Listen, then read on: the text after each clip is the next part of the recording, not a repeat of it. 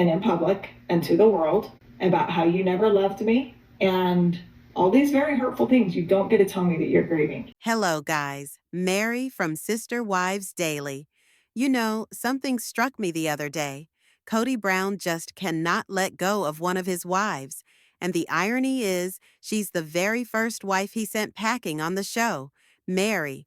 This is the same woman he's publicly dragged through the mud, telling her he never loved her, calling her evil, unpredictable, even threatening. He's made her out to be a woman to be feared. And yet, in this season's explosive tell-all, Mary let a secret slip, and it reveals Kody still hasn't really let her go. As of fall 2024, he's still playing games with her. At the beginning of the episode, Mary shared with Suki something ridiculous. Just a few weeks before enjoying this tell-all, Kody had phoned her and told her that he was still grieving the end of their marriage. I mean, can you believe it? Of course, Kody would never say this out loud, but it is exactly in line with what he's done to Mary all these years, embarrassing her in public, blaming her for all faults, bringing up the catfishing thing like it's the only problem that defines their whole relationship. And meanwhile, he just waves his own instances of betrayal off. Let's be real. How misogynistic is it that in their relationship, he could remarry, emotionally and physically cheat on Mary, father children with his spiritual marriage to her, but when she tried to find someone to talk to trust, that was the ultimate betrayal? Come on, she was dismissed, abandoned, and emotionally starved. And yet people still act like she's the villain because she connected with someone on the internet? That makes me so angry. It's absurd. Mary didn't cheat on Kody. Kody cheated on Mary. He dismissed her. He emotionally tormented her. And even to this day, years after she and Kody split up, he's still doing it. Put yourself in Mary's place. You've finally broken free. You've moved on. For a little while, you even had a boyfriend. And then your ex contacts you out of the blue, after the breakup, to say, "I'm grieving the loss of our marriage." How many of you have been through that? An ex calling like that, not to heal, but to stir up drama? It's occurred to me. Years back, before my husband, I'm now 16 years into marriage, I was in an on-again, off-again relationship. Even after we had really broken up, he kept reappearing in my life, emailing, messaging, professing how much he missed me. Even when I was getting engaged, and yeah, even after I was married, this was still going on. I ultimately had to block him and assert, "I'm married. You can't do this." When someone does that, when your ex reaches out saying they miss you, it's rarely about closure. It's manipulation. It's about getting back into your head, not your heart. It's about control. For me, I realized it wasn't love. It was a game. When I was excited or moved on, he'd appear, just to disrupt me, make me second-guess myself, wonder if we could make it work after all. But in reality, it was never love. It was about power. And that's exactly what Kody is doing to Mary. Even after she's moved on, even after she's walked away, he's still playing games, trying to stay emotionally connected to her. He won't let go of Mary, not because he's in love with her, but because he can't stand the fact that she finally found happiness without him. He doesn't get to burden me down with his grief. I know Mary's been doing a lot of work on herself, whether through therapy or self-growth, and I think she's starting to see the patterns of narcissistic abuse for what they are. But I don't think she's gone as deep into healing as Christine has. And I'm not judging. Healing looks different for everyone. Because I've been through therapy myself, and because I've dealt with narcissistic exes and family members, I want to take a moment to go beyond the gossip here. Maybe what I've learned can help someone who's going through something like what Mary's experiencing. Let's be real, Kody is a narcissist. And I know some of you roll your eyes when I say that. You've told me, if you call him that one more time, I'm gonna slam my head into the table. But honestly, You can't talk about Kody without addressing what's at the core of who he is, and that's narcissistic behavior, plain and simple, and the damage it causes to the people around him is deep. Here's the thing about narcissists. They crave attention, constantly. They don't care if it's positive or negative, it's all fuel to them. And Kody has even said himself that before things started falling apart, he felt like a king in his family. Everyone revolved around him, everyone validated him. He was the center. And that kind of setup is a narcissist's dream. But narcissists don't see people as people. They see you as a means to an end, something to give them the attention, validation, and control they need. And if you've ever been one of those people who gave them that supply, someone loyal, supportive, or emotionally available, they struggle to let go of you. Not because they love you, but because they know you're vulnerable to being pulled back in. That's why so many people who've broken away from a narcissist find themselves in this emotional tug of war. You finally start to feel clear again. The fog lifts. Things begin to make sense. I remember when I finally went no contact with certain family members. It took me nearly a year to really start decompressing.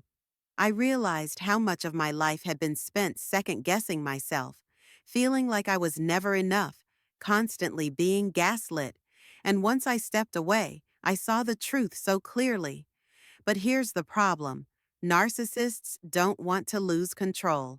Once they've discarded or devalued you, they often do what's called hoovering. Like a vacuum, they try to suck you back in. That's part of the abuse cycle, and that's what I think is still happening with Meri.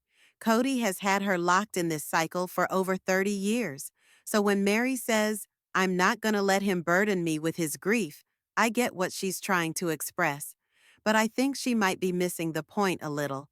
Kody isn't coming to her with grief because he's sad or vulnerable. He's not reaching out for closure or healing. He's doing what narcissists do, trying to reel her back in. He's hoovering. And here's how hoovering works. The narcissist reappears. You've cut them off, or they've discarded you, and suddenly they reach out. Maybe they apologize. Maybe they say they miss you. Maybe they promise they've changed. They want to be friends. They want to reconnect. They start love bombing you again, telling you how special you are, flattering you, even calling you their favorite. It feels comforting in the moment, especially when you've been hurt for so long. But it's a trap. It's emotional manipulation, meant to draw you back into the same toxic dynamic. I want to talk some more about the narcissistic abuse cycle, what it is when someone like Kody just can't let go. And I think what's happening with Meri is something that a lot of people can relate to if they've had a narcissistic partner, parent, or even friend. So here's what happens. They'll tell you they want to be your friend. They'll tell you they simply want to have conversations. Talk about your feelings, your future. They'll remind you how great you are. Does that sound harmless? It's not, because underlying the words is an agenda to pull you back in. They'll even make contact. They'll accidentally text you, or they'll call and be all, "Oops, I was gonna call someone else." Sometimes they'll coincidentally run into you in places they have no business being. These aren't coincidences. This is intentional. It's hoovering. And sometimes they'll even create crises. That was my situation. My family always had some crisis brewing that required me to step in. And because I'm a compassionate person, I'd get sucked back in. That's the bait, your empathy. If they can't reach you directly, they'll go through your friends or family. They'll message you through people. Try to get back into your life by any means necessary. And here's where it gets even worse. They start to gaslight you. They'll try to get you to think it wasn't that bad, that your memories are skewed, that it wasn't abuse, it was just a difficult time. They need you to doubt your own reality so you're more likely to let them back in. Why? Because they need your supply. That attention, that emotional energy, that validation, they're starving for it, and they'll do whatever it takes to get it back. But the moment they do, it's the same old cycle all over again. Love bomb, devalue, discard, hoover, repeat. This is what Kody's done to Meri for years, and cycles are so hard to break, especially when it's your partner, your parent, your sibling. Narcissists prey on our empathy. They know we have to see the best in people. They know we need them to change. Meri said recently, "I told him it's not his place to do this to me anymore." And he got angry. He said he had a right to speak to her. That right there, that's narcissistic entitlement. He feels like her boundaries don't apply to him. This to me is an indication that he's not getting enough supply from Robyn. Narcissists are never satisfied with enough. Kody's been adult his whole life with multiple women worshiping him. You don't just take that away and expect him to be fine with only one source of validation. He needs more, and Meri, she was most loyal, most sacrificial, the one who stayed and stayed and stayed. So, although he says on the show he doesn't want her, deep down he can't let her go. Christine called him out. She said Kody played mind games. And she was angry when he cried after Meri left, because he is the reason she left.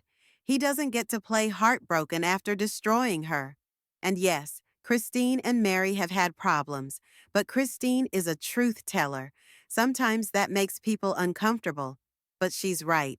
Way back in October 2024, Kody couldn't seem to get rid of Meri. And now, in June 2025, I think she's doing so much better. They don't have a relationship anymore. She's more confident. But I'm gonna be real. I'm betting he's one bad day away from calling her again. Even if he says he doesn't want her back, he does. Not because he's in love with her, because she was the easiest supply, the most willing, the one who forgave the most.